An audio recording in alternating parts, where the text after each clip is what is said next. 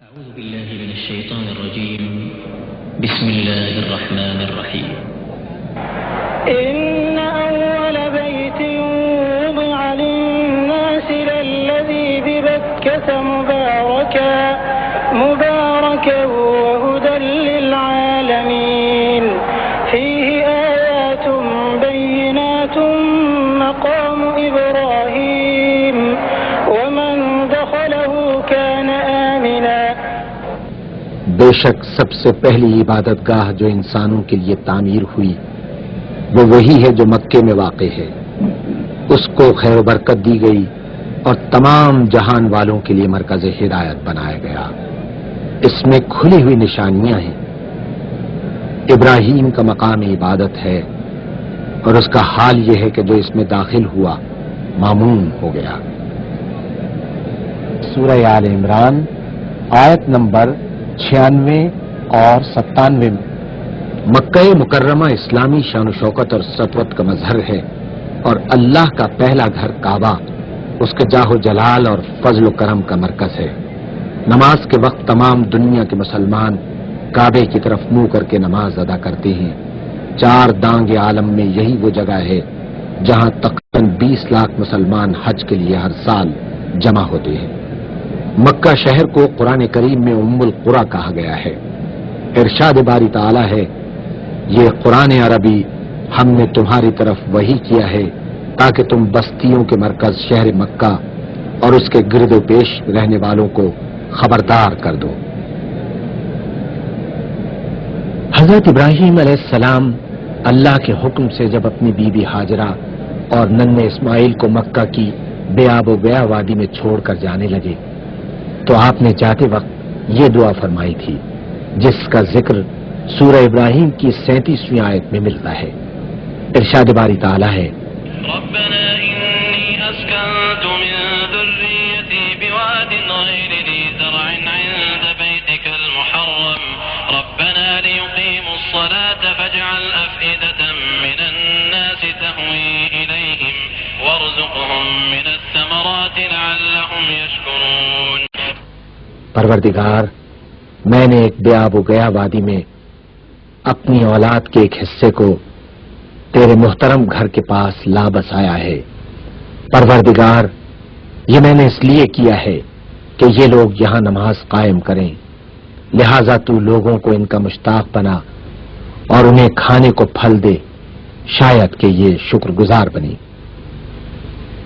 یہ اسی دعا کی برکت ہے کہ پہلے سارا عرب مکے کی طرف حج اور عمرے کے لیے کھنچ کر آتا تھا اور اب دنیا بھر کے لوگ کھنچ کر وہاں جاتے ہیں.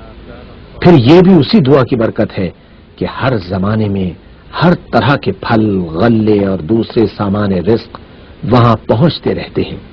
حالانکہ اس وادی غیر ذی زرع میں جانوروں کے لیے چارہ تک پیدا نہیں ہو سکتا. تاریخ کعبہ. کعبے کی تعمیر کے سلسلے میں مختلف روایات ہیں. کعبے کو سب سے پہلے فرشتوں نے تعمیر کیا، اس کے بعد حضرت آدم علیہ السلام نے تعمیر کیا، ان کے بعد بیٹے حضرت شیس علیہ السلام نے، اور پھر حضرت ابراہیم علیہ السلام نے اپنے بیٹے حضرت اسماعیل علیہ السلام کے ساتھ اثر نو اس کو تعمیر کیا. اس تعمیر کا ذکر تو خود قرآن مجید نے کیا ہے. اس کا ذکر سورہ بقرہ کی آیت نمبر 127 میں ملتا ہے. وَإِذْ يَرْفَعُ إِبْرَاهِيمُ الْقَوَاعِدَ مِنَ الْبَيْتِ وَإِسْمَاعِيلُ رَبَّنَا تَقَبَّلْ مِنَّا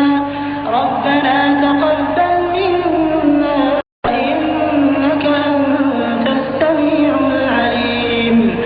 اور یاد کرو ابراہیم اور اسماعیل جب اس گھر کی دیواریں اٹھا رہے تھے تو دعا کرتے جاتے تھے اے ہمارے رب ہم سے یہ خدمت قبول فرما لے، تو سب کی سننے اور سب کچھ جاننے والا ہے.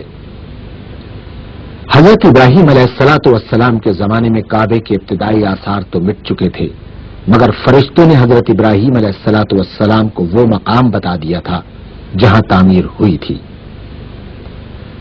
ہزاروں سال کے حوادث نے عرصہ ہوا اس کو بے نشان کر دیا تھا. البتہ اب بھی وہ ایک ٹیلا یا ابھری ہوئی زمین کی شکل میں موجود تھا. انہوں نے حضرت اسماعیل علیہ السلام کی مدد سے اس کو کھودنا شروع کیا تو سابقہ تعمیر کی بنیادیں نظر آنے لگیں. انہی بنیادوں پر اثر نو بیت اللہ کی تعمیر کی گئی. مگر قرآن حکیم نے کعبۃ اللہ کی تعمیر کا معاملہ حضرت ابراہیم علیہ السلام سے شروع کیا ہے اور اس سے پہلے کی حالت کا کوئی تذکرہ نہیں کیا ہے. اس کا ذکر سورہ حج کی آیت نمبر 26 اور 27 میں ملتا ہے. وَإِذْ بَوَّأْنَا لِإِبْرَاهِيمَ مَكَانَ الْبَيْتِ أَلَّا تُشْرِكْ بِي شَيْئًا وَطَهِّرْ بَيْتِيَ لِلطَّائِفِينَ وَالْقَائِمِينَ وَالرُّكَّعِ السُّجُودِ وَأَذِّن فِي النَّاسِ بِالْحَجِّ يَأْتُوكَ رِجَالًا وَعَلَى كُلِّ ضَامِرٍ يَأْتِينَ مِن كُلِّ فَجٍّ عَمِيقٍ. یاد کرو وہ وقت جبکہ ہم نے ابراہیم کے لیے اس گھر خانہ کعبہ کی جگہ تجویز کی تھی اس ہدایت کے ساتھ کہ میرے ساتھ کسی چیز کو شریک نہ کرو اور میرے گھر کو طواف کرنے والوں اور قیام و رکوع و سجود کرنے والوں کے لیے پاک رکھو اور لوگوں کو حج کے لیے اذن عام دے دو کہ وہ تمہارے پاس ہر دور دراز مقام سے پیدل اور دبلے پتلے اونٹوں پر سوار آئیں. حضرت ابراہیم علیہ السلام جد الانبیاء تھے. حضور اکرم صلی اللہ علیہ وآلہ وسلم کو بھی آپ ہی کی ملت کی پیروی کا حکم دیا گیا تھا. حضرت ابراہیم علیہ السلام دین اسلام ہی کے داعی تھے. سن 570 عیسوی یا 571 عیسوی میں جب یمن کا حاکم ابرہا کعبے کو ڈھانے کے لیے مکہ پر حملہ آور ہوا تو اللہ تعالیٰ نے اپنے گھر کی حفاظت خود فرمائی اور اس کی فوج کو نیست و نابود کر دیا. اس کا ذکر قرآن کریم کی سورہ فیل میں ملتا ہے. أَلَمْ تَرَ كَيْفَ فَعَلَ رَبُّكَ بِأَصْحَابِ الْفِيلِ أَلَمْ يَجْعَلْ كَيْدَهُمْ فِي تَضْلِيلٍ وَأَرْسَلَ عَلَيْهِمْ طَيْرًا أَبَابِيلَ تَرْمِيهِمْ بِحِجَارَةٍ مِّن سِجِّيلٍ فَجَعَلَهُمْ كَعَصْفٍ مَّأْكُولٍ. تم نے دیکھا نہیں کہ تمہارے رب نے ہاتھی والوں کے ساتھ کیا کیا؟ کیا اس نے ان کی تدبیر کو اکارت نہیں کر دیا اور ان پر پرندوں کے جھنڈ بھیج دیے جو ان پر پکی ہوئی مٹی کے پتھر پھینک رہے تھے. پھر ان کا یہ حال کر دیا جیسے جانوروں کا کھایا ہوا بھوسا. جس سال یہ واقعہ پیش آیا اہل عرب اسے عام الفیل کہتے ہیں. اسی سال حضور اکرم صلی اللہ علیہ وآلہ وسلم کی ولادت مبارکہ ہوئی. آپ صلی اللہ علیہ وآلہ وسلم جس زمانے میں پیدا ہوئے مکہ بت پرستی کا مرکز تھا. خود کعبے میں 360 بت رکھے ہوئے تھے. دیگر رسوم جاہلیت بھی عام تھیں. لوگ اڑیاں ہو کر کعبے کا طواف کرتے تھے. سن 2 ہجری میں تحویل قبلے کے ذریعے بیت المقدس کے بجائے کعبے کو قبلہ بنانے کا حکم آیا. اس وقت سے لے کر آج تک بلکہ قیامت تک مسلمان اسی رخ منہ کر کے نماز پڑھتے رہیں گے انشاءاللہ. تحویل قبلہ کا ذکر سورہ بقرہ کی 144ویں آیت میں ملتا ہے. قد نرى تقلب وجهك في السماء فلنولينك قبلة ترضاها فول وجهك شطر المسجد الحرام وحيث ما كنتم فولوا وجوهكم شطره. یہ تمہارے منہ کا بار بار آسمان کی طرف اٹھنا ہم دیکھ رہے ہیں. لو ہم اسی قبلے کی طرف تمہیں پھیرے دیتے ہیں جسے تم پسند کرتے ہو. مسجد حرام کی طرف رخ پھیر دو. اب جہاں کہیں تم ہو اسی کی طرف منہ کر کے نماز پڑھا کرو. کعبۃ اللہ تمام دنیا کے مسلمانوں کا قبلہ ہے جدھر رخ کر کے وہ نماز ادا کرتے ہیں. یہ امت مسلمہ کی وحدت کی علامت ہے. ہر مسلمان خواہ دنیا میں کہیں بھی ہو نماز کے لیے کعبۃ اللہ کی طرف رخ کرتا ہے. اس کا ذکر قرآن کریم کی سورہ بقرہ کی آیت نمبر 149 اور 150 میں ملتا ہے. ومن حيث خرجت فول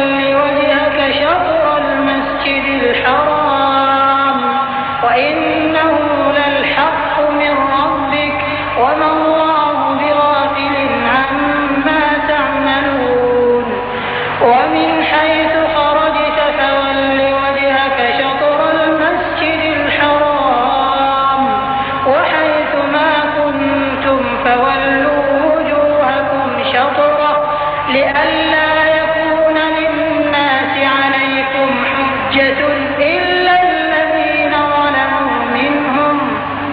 تمہارا گزر جس مقام سے بھی ہو وہیں سے اپنا رخ نماز کے وقت مسجد الحرام کی طرف پھیر دو، کیونکہ یہ تمہارے رب کا بالکل برحق فیصلہ ہے، اور اللہ تم لوگوں کے اعمال سے بے خبر نہیں ہے. اور جہاں سے بھی تمہارا گزر ہو اپنا رخ مسجد الحرام ہی کی طرف پھیرا کرو، اور جہاں بھی تم ہو اسی کی طرف منہ کر کے نماز پڑھو، تاکہ لوگوں کو تمہارے خلاف کوئی حجت نہ ملے. مسجد حرام کے معنی ہے حرمت اور عزت والی مسجد. اس سے مراد وہ عبادت گاہ ہے جس کے وسط میں خانہ کعبہ واقع ہے. صفا و مروہ. صفا و مروہ دراصل دو پہاڑیاں تھیں جن کی چوٹیاں مسجد الحرام کے شمالی حصے میں واقع تھیں. اس کے قریب ہی وہ جگہ تھی جہاں حضرت ابراہیم علیہ السلام اللہ تعالی کے حکم کی تعمیل میں اپنی نیک بیوی حضرت ہاجرہ اور اپنے فرزند حضرت اسماعیل علیہ السلام کو چھوڑ گئے تھے. پانی کی تلاش میں حضرت ہاجرہ نے صفا و مروہ کے درمیان 7 چکر لگائے تھے. ان پہاڑیوں کا درمیانی حصہ نشیب میں تھا، لہذا بی بی ہاجرہ ننھے اسماعیل کی نظر سے اوجھل ہو جانے کے سبب اس جگہ سے دوڑ کر گزرتی تھیں. بی بی ہاجرہ کی اس سعی کو اللہ تعالی نے بے حد پسند اور مقبول فرما کر ننھے اسماعیل کی ایڑیوں کی رگڑ کی جگہ نہ رک سکنے والا پانی جاری فرما دیا، جس کو بی بی ہاجرہ نے مٹی اور پتھر سے گھیر کر زمزم یعنی ٹھہر جا کہا، جو زمین پر بہنے سے تو رک گیا مگر ایسے خشک ریگستان میں لامحدود مقدار میں جاری و ساری ہے، اور ہزاروں سال سے زمزم کا پانی اللہ تعالی کے انعام و اکرام کا مظہر ہے. چنانچہ ہر حاجی اور عمرہ کرنے والے کو بی بی ہاجرہ کی پریشانی اور پانی کی سعی کی اتباع میں صفا اور مروہ کے درمیان 7 چکر لازمی لگانے کا حکم ہے، اور یہ حج اور عمرے کے مناسک میں شامل ہے.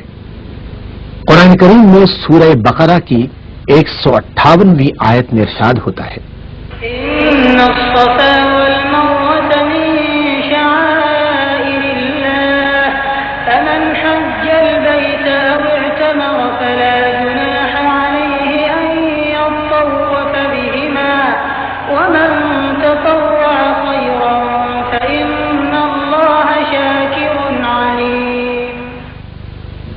یقیناً صفا اور مروہ اللہ تعالی کی نشانیوں میں سے ہیں، لہذا جو شخص بیت اللہ کا حج یا عمرہ کرے اس کے لیے کوئی گناہ کی بات نہیں کہ وہ ان دونوں پہاڑیوں کے درمیان سعی کر لے، اور جو برضا و رغبت کوئی بھلائی کا کام کرے گا اللہ کو اس کا علم ہے اور وہ اس کی قدر کرنے والا ہے. سن 8 ہجری میں آپ صلی اللہ علیہ وآلہ وسلم نے اللہ کے حکم سے جنگ و جدال کے بغیر مکہ فتح کیا. اس سے اسلام میں ایک نئے دور کا آغاز ہوا. کفر و شرک کے تمام انبار جو کعبے کے گرد جمع ہو گئے تھے اب صاف کر دیے گئے.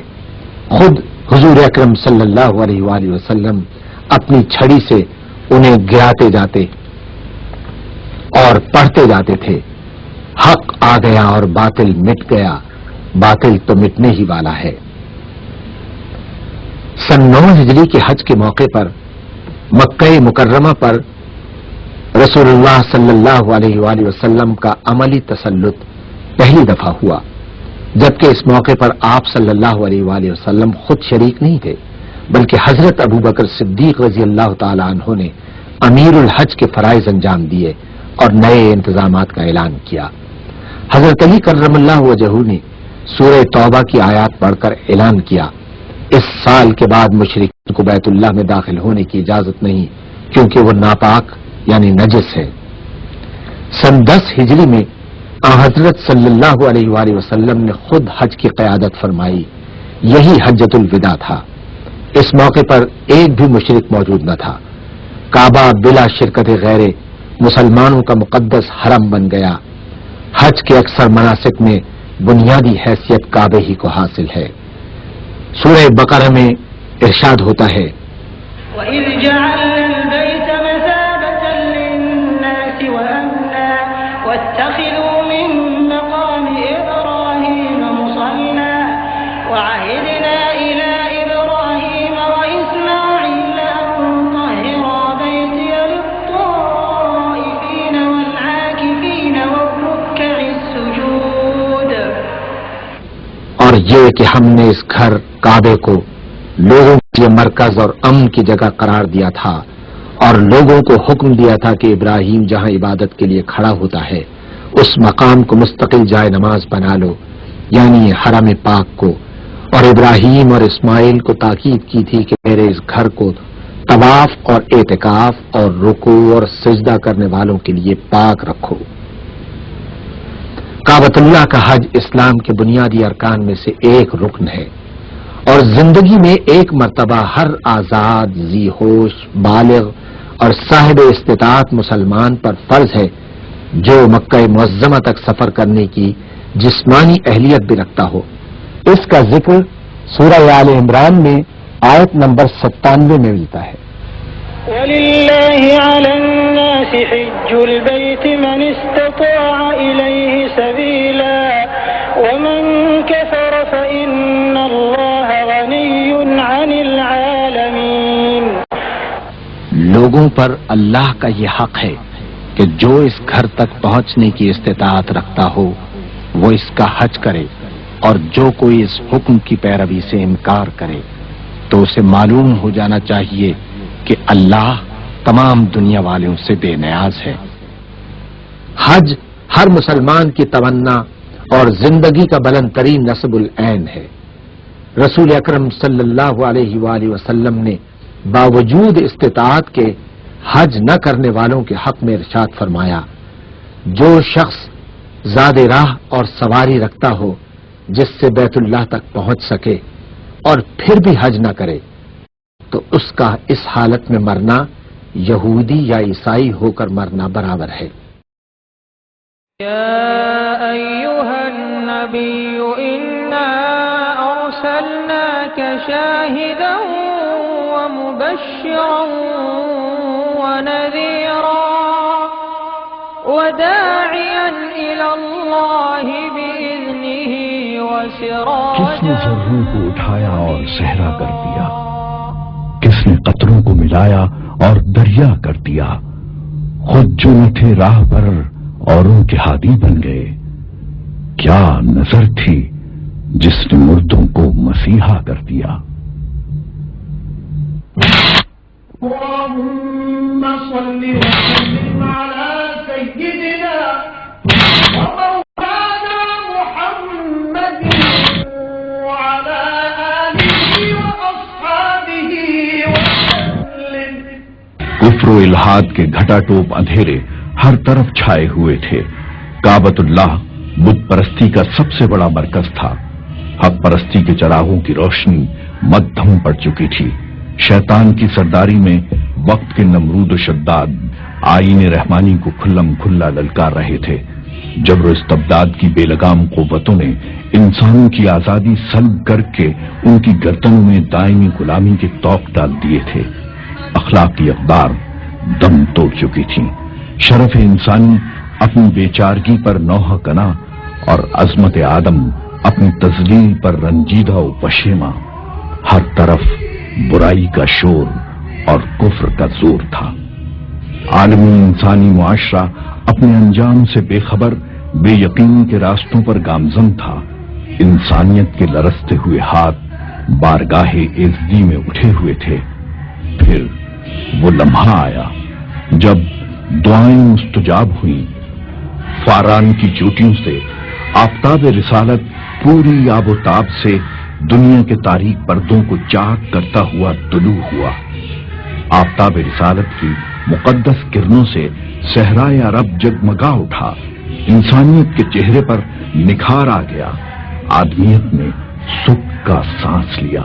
شہنشاہ کائنات، ترجمان توحید، نمائندہ خدا احمد مصطفیٰ بڑی شان الوہیت کا پیغام لے کر زمین پر جلوہ گر ہوئے.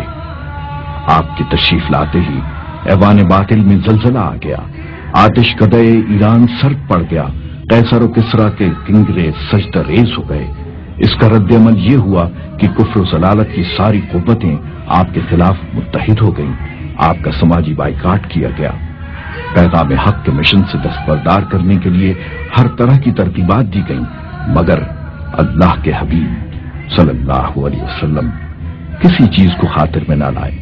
قریش مکہ نے مکہ کی زمین آپ پر تنگ کر دی، تب اللہ نے اپنے محبوب صلی اللہ علیہ وسلم کو مکہ سے ہجرت کا حکم دیا۔ راہ خدا میں حکم خدا سے اپنی جائے پیدائش مکہ پر الوداعی نظر ڈالتے ہوئے آپ نے فرمایا، مکہ تو مجھے تمام دنیا سے زیادہ عزیز ہے، لیکن تیرے فرزند مجھے یہاں رہنے نہیں دیتے۔ مدینہ المنورہ کس طرح وجود میں آیا؟ اس کے متعلق تاریخ بتاتی ہے کہ حضرت نوح علیہ السلام کی کشتی سے بچ نکلنے والے کل 81 نفوس تھے، جنہوں نے بابل کے گرد پڑاؤ ڈالا۔ وقت کے ساتھ جب ان کی نسل بڑھی تو سام بن نوح کی اولاد نے مدینہ میں سکونت اختیار کر لی۔ اس سرزمین میں باغبانی اور کاشتکاری کرنے والے یہی لوگ تھے، وہی بعد میں عمالقہ اور عمالیق کہلائے، کیونکہ یہ لوگ عمالق بن ارفخشا بن سام بن نوح کی اولاد میں سے تھے۔ عمالیق کو بہت عروج حاصل ہوا، حجاز سے لے کر شام و مصر تک ان کی حکمرانی تھی۔ عمالیق کے بعد جن لوگوں نے یہاں قدم جمائے وہ یہود تھے۔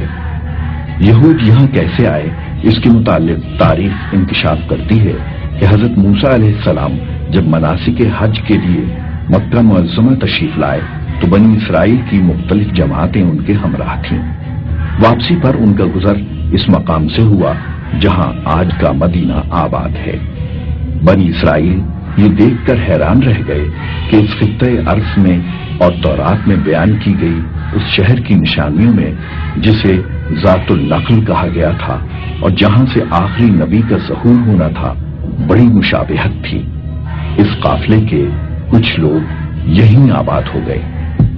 طلوع اسلام سے 9 صدیاں پہلے یمن میں سیلاب کو، جسے سیل ام اور سیل فنا کے نام سے یاد کیا جاتا ہے، بڑی تباہی مچائی۔ بہت سے قدیم قبائل مجبوراً یہاں سے ہجرت کر کے جزیرت العرب آ گئے۔ ان میں قبیلہ عزو کی 2 شاخیں اوس اور خزرج بھی یہاں سکونت پذیر ہوئے۔ یہ وہی اوس و خزرج تھے جنہوں نے اسلام کی دعوت اولین قبول کی اور مہاجرین اسلام کے لیے اپنے گھروں کے دروازے کھول دیے۔ مہاجرین اسلام کو پناہ دینے والے یہی میزبان بعد میں تاریخ میں انصار کے نام سے مشہور ہوئے۔ وہ خدا اور رسول اللہ صلی اللہ علیہ وسلم کے دائمی رحمت کے مستحق ٹھہرے اور حیات جاوداں پائی۔ مدینہ ملت اسلام کا دل ہے، علوم کائنات کے معلم اعظم کی آخری آرام گاہ ہے۔ یہاں پر باران رحمت لمحہ بلمحہ اپنے پورے شباب پر ہے۔ روضہ اقدس پر سائے کیے ہوئے گنبد خضرا کا نظارہ عالم اسلام کی آنکھوں کا نور اور دل کا سرور ہے۔ مدینہ منورہ میں رحمت للعالمین کے جسد اقدس کا وہ دفینہ ہے جس کی محبت نجات کا سفینہ اور ایمان کا قرینہ ہے۔ یہ شہر ٹوٹے ہوئے دلوں کا سہارا اور گناہ گاروں کے لیے رحمت کا اشارہ ہے۔ کتنے بانصیب ہیں وہ قلوب جنہیں محبت مدینہ نے دھڑکنا سکھایا، کتنی بامراد ہیں وہ بے قرار آنکھیں جو دیدار مدینہ کے انتظار میں اشک بار ہیں۔ عنایات کی خاص بارش ہے ان لوگوں پر جو دیار حبیب میں آباد ہیں۔ ان قدسی فضاؤں میں بسنے والے خوش نصیب زندہ رہنے کی تمنا کے ساتھ ساتھ شفیع المذنبین کے شہر میں مرنے کی بھی آرزو کرتے ہیں۔ مدینہ منورہ تقریباً چاروں اطراف سے پہاڑوں میں گھرا ہوا ہے۔ اس کے شمال مغرب میں جبل صلاح، جنوب میں وادی عقیق اور جبل ایر، شمال میں جبل احد، مشرق میں ہرا شرقیہ اور مغرب میں ہرا غربیہ واقع ہے۔ وادی بدحان اور وادی رنونا شہر سے گزرتی ہے۔ شہر نبی جدہ سے 450 کلومیٹر، مکہ سے 497 کلومیٹر، یمبا شہر سے جو بحر احمر کے ساحل پر ہے 250 کلومیٹر کے فاصلے پر واقع ہے۔ ترکوں کے دور میں شہر ایک دیوار میں محصور تھا جسے دیوار مدینہ کہا جاتا تھا۔ مختلف ناموں سے اس دیوار میں کئی دروازے تھے۔ ریلوے لائن کے ذریعے شہر دمشق اور استنبول سے ملا ہوا تھا۔ یہ شہر سطح سمندر سے 600 کلومیٹر بلند ہے۔ گرمی میں یہاں درجہ حرارت 48 ڈگری سینٹی گریڈ تک پہنچ جاتا ہے۔ عہد حاضر میں زندگی کی تمام بنیادی ضروریات یہاں مہیا ہیں۔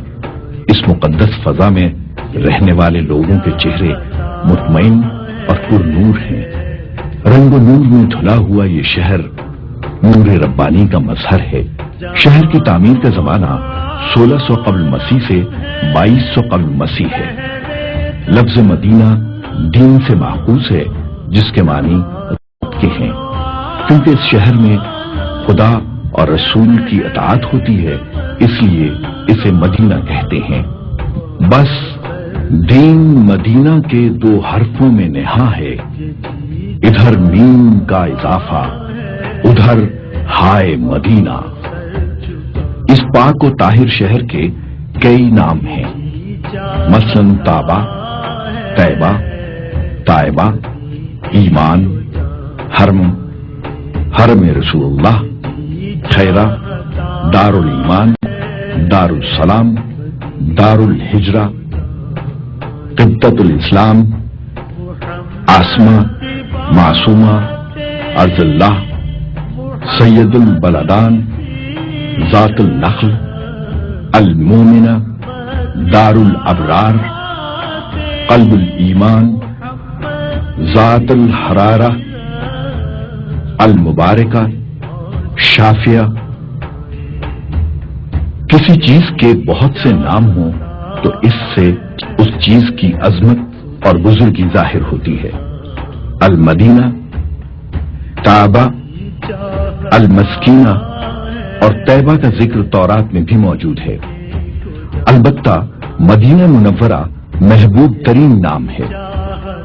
قدیم ناموں سے ایک نام یثرب بھی ہے جو مصری لفظ تھربیس کی تعریب ہے۔ یثرب کے معنی غم اور علامت کے ہیں۔ حضرت صلی اللہ علیہ وسلم نے اس نام کو ناپسند فرمایا ہے۔ جمع الفوائد میں ہے کہ جس نے مدینہ کو یثرب کہا اسے اپنے رب سے توبہ کرنی چاہیے۔ ہجرت کے لیے سرزمین مدینہ منورہ کا انتخاب ہو چکا تھا اور آپ یہ دعا فرمایا کرتے تھے کہ الہی وہاں ہجرت کی توفیق عطا فرما جسے تو پسند کرتا ہو۔ جب یہ مسحور کن خبر اہل مدینہ پہنچی کہ سرکار دو جہاں مدینہ کو منورہ بنانے تشریف لا رہے ہیں تو عاشقان رسول صلی اللہ علیہ وسلم کے لیے یہ دن کسی عید سے کم نہ تھا۔ ان کی آنکھوں کی روشنی دوبالا ہو گئی، چہرے نور ایمان سے دمک اٹھے، دل کی دھڑکنوں نے وقت کی رفتار کو بہت پیچھے چھوڑ دیا، مسرت و انبساط کی لہریں ہر چہرے پر عیاں تھیں۔ معصوم زبانوں پر محبت رسول اللہ سے لبریز یہی نغمہ جاں فضا تھا۔ مضطرب دل اور بےتاب نگاہیں مکہ کی طرف سے آنے والے تمام راستوں پر بچھی ہوئی تھیں۔ صبح سے اٹھی ہوئی یہ مشتاق نظریں نہ جانے کتنی مایوس شاموں کی نظر ہو گئیں۔ دھوپ کی حدت بڑھتی تو اہل مدینہ واپس گھروں کو لوٹ آتے، مگر ان کے دل اپنے حبیب صلی اللہ علیہ وسلم کی راہ میں گم رہتے۔ کئی دنوں تک قسمت ان پر مہربان نہ ہوئی۔ ضبط کے بندھن ٹوٹا ہی چاہتے تھے کہ اچانک ایک یہودی نے اس قدسی صفت قافلے کو پہچان لیا۔ وہ پکار اٹھا، اہل عرب لو، تمہیں جن کا انتظار تھا وہ شاہ دو عالم آ گئے۔ اہل مدینہ کیف و سرور سے جھوم اٹھے۔ تاجدار کائنات کے استقبال کے لیے اہل مدینہ ہتھیار سجائے اپنے گھروں سے نکل آئے اور راستوں پر دوڑ پڑے۔ انتظار کی گھڑیاں ختم ہو چکی تھیں۔ سرکار دو عالم صلی اللہ علیہ وسلم اہل مدینہ کے درمیان تھے۔ وفور جذبات سے ان کی آنکھیں اشک بار تھیں اور ہونٹ وقف تشکر تھے۔ افق مدینہ آفتاب رسالت کی کرنوں سے جگمگا رہا تھا اور اہل محبت کے عقیدت بھرے دلوں کو منور کر رہا تھا۔ بچوں تک میں مسرت کی لہر دوڑ گئی تھی۔ مدینہ سے 3 میل دور جس بستی میں آپ نے قیام فرمایا اسے قبا یا عالیہ کہتے ہیں۔ یوں تو ہر کوئی اللہ کے رسول کا میزبان بننا چاہتا تھا، مگر یہ شرف عمر بن عوف کے خاندان کا مقدر ہوا، جس کے سربراہ کلثوم بن حدم تھے۔ آپ دوشنبہ 12 ربیع الاول سن 1 ہجری میں قبا تشریف فرما ہوئے۔ 14 دن تک آپ نے قبا میں قیام فرمایا۔ بعض روایات میں 1 ہفتے سے کم کا بھی ذکر ہے۔ قیام قبا کے دوران آپ نے مسجد قبا کی تاسیس فرمائی، جو تاریخ اسلام کی پہلی مسجد ہے۔ آپ نے بنفس نفیس صحابہ کرام رضی اللہ تعالی عنہما کے ساتھ مسجد کی تعمیر میں حصہ لیا اور قیام قبا کے دوران آپ اسی مسجد میں نماز پڑھاتے رہے۔ آنے والے دنوں کی تاریخ رقم ہو رہی تھی۔ آپ کے نقش قدم روشن منزلوں کے جگمگاتے سنگ میل بن گئے۔ قبا میں قیام کے دوران وہ تاریخی لمحہ بھی آیا جب آپ نے سفر مدینہ کا عزم فرمایا۔ یہ جمعۃ المبارک تھا۔ الفار کے قبائل پیش قدمی کے لیے حاضر تھے۔ شمع رسالت کے پروانے نعرہ تکبیر لگاتے ہوئے آپ کے ہمراہ تھے۔ قبا سے مدینہ تک راستے کی دونوں جانب مشتاقان دید آپ کی ایک جھلک دیکھنے کے لیے بےتاب تھے۔ راستے میں ہر شخص اور ہر قبیلہ اپنی عقیدت، ثروت، خدمت اور محبت کا اظہار کرتا۔ آپ ہر شخص کو دعا دیتے ہوئے آگے بڑھ رہے تھے۔ چلتے چلتے وادی کے وطن میں مقیم دار بنی سالم کا محلہ آیا، جہاں قبیلہ بنی سالم بھی مقیم تھا۔ جمعے کا وقت ہو چکا تھا۔ تاریخ اسلام میں جمعے کی پہلی نماز اسی جگہ پر ادا اور وہاں مسجد اب بھی اسی دور کی یاد دلاتی ہے۔ مسجد جمعہ اسی تاریخی مقام کی یادگار ہے۔ آپ نے اس مقام پر بلیغ خطبہ دیا اور اہل ایمان کے دلوں کو منور کر دیا۔ اس پرشکوہ اجتماع کے بعد سوئے بطحا سفر جاری ہوا۔ راستے بھر رخ انوار کی زیارت کے لیے ہر ایک نظر بے چین تھی۔ دار بنو سعدہ اور دار بنو حارث میں آپ کا فقید المثال استقبال کیا گیا۔ جس نے بھی حضور کو ٹھہرانے کے لیے التجا کی، آپ کا ایک ہی جواب تھا، میری ناقہ من جانب اللہ معمور ہے، جہاں حکم خداوندی ہوگا وہیں ٹھہرے گی۔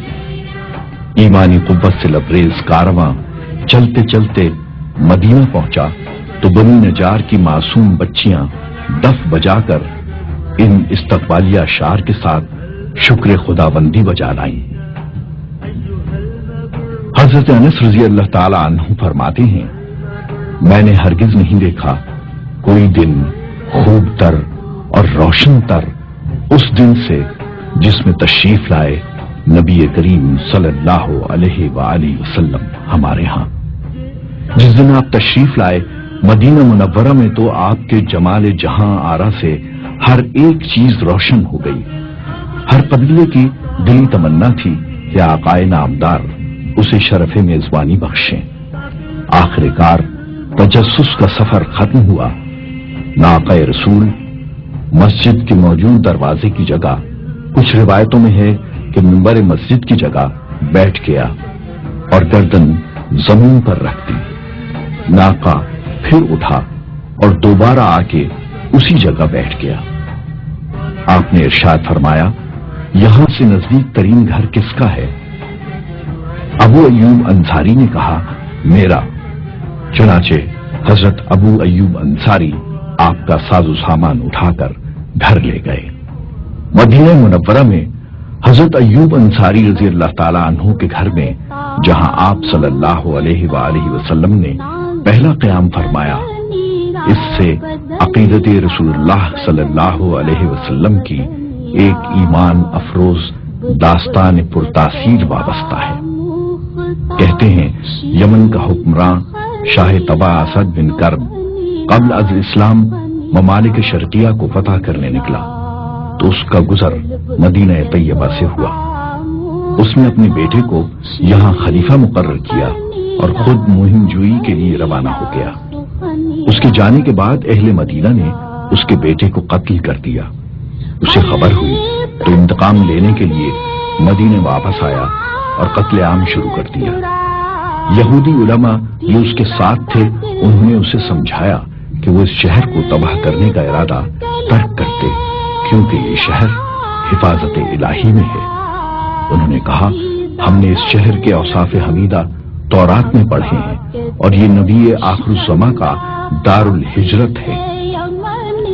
شاہ طبا کے دل پر گہرا اثر ہوا، ایمان لایا اور نبی اکرم کے ظہور سے 7 صدیاں قبل آپ کی رسالت کی گواہی دی۔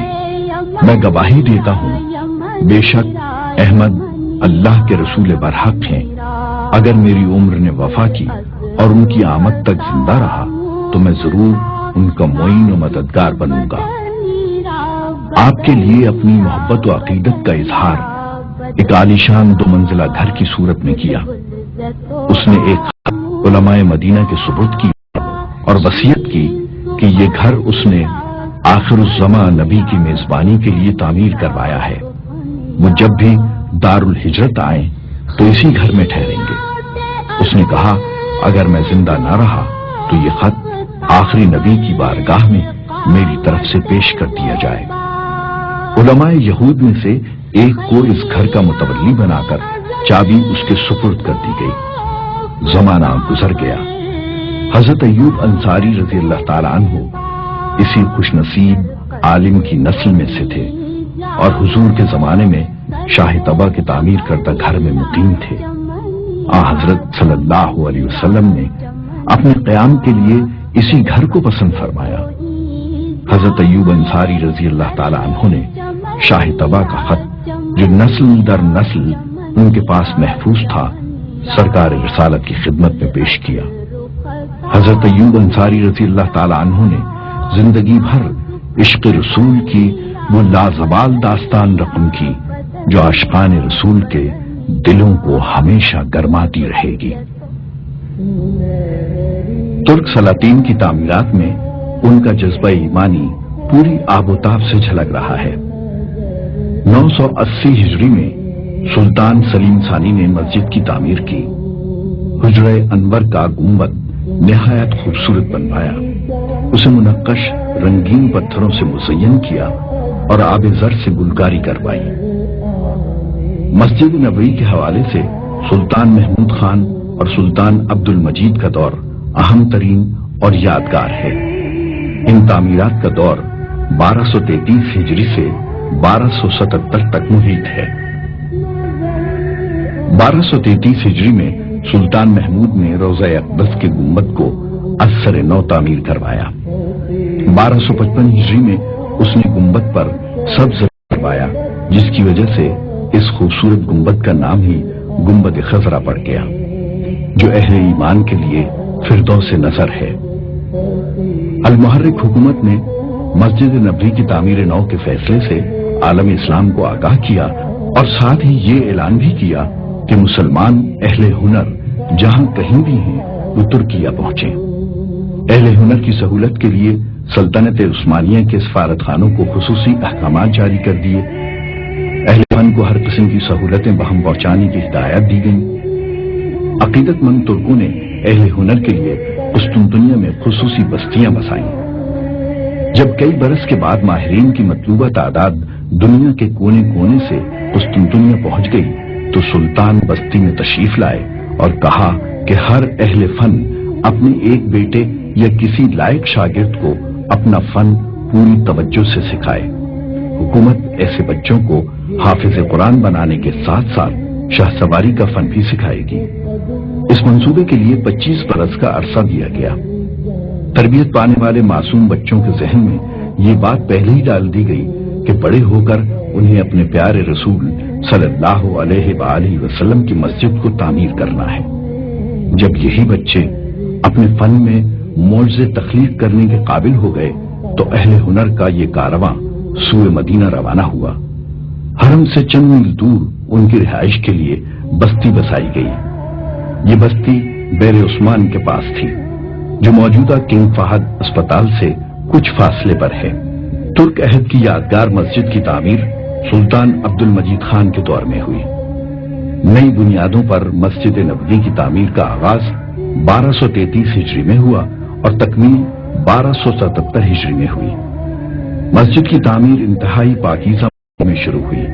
ماہرین اور مزدور باوضو ہو کر تلاوت کلام پاک کرتے ہوئے برسوں اپنے کاموں میں مشغول رہے۔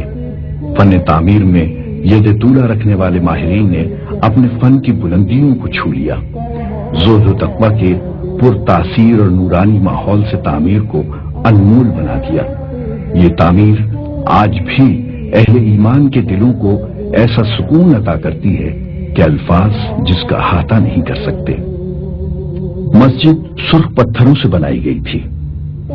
مسجد کی منقش کو سہارا دیے ہوئے سرخ ستون کاندھے سے کاندھا ملائے ہوئے اس طرح کھڑے ہیں جس طرح سرخ جوڑوں میں ملبوس طلسماتی دور کی کوئی مخلوق جشن حیرت منا رہی ہو۔